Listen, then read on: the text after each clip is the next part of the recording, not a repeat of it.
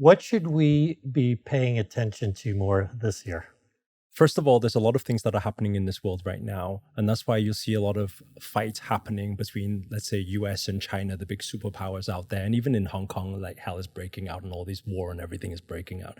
Actually, this is in yogic terms, what sometimes we will call the dark age. And what we mean by the dark age is there's things happening and this again is not separate to what Preston was speaking about before, because everything is a God, because everything is one. In the same sense that we can have parts of our molecules and blood cells that fight each other, creating antibodies, and you see them fighting, but they're fighting for function, for existence to happen. There can be no positive without negative. So in that sense, it's not a bad thing, but what's going to happen in the next few years, actually, one will be economic crisis will happen. And then following economic crisis will actually follow another world crisis. And when I talk about that, I'm talking about things like natural disasters and everything like that.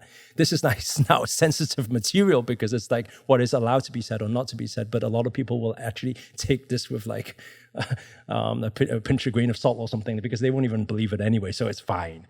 But the smart people right now needs to save up capital, save up cash.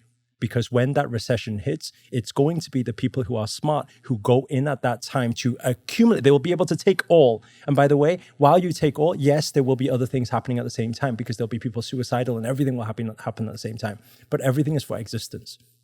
And so when we sweep, the smart people sweep at that time, then actually that wealth will last a lifetime. But the wealth is not for us. And the superheroes will know that.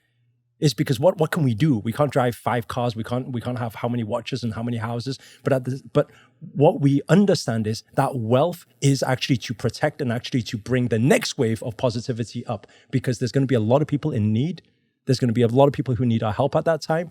And those who play the next few years wisely, actually, they will be the heroes.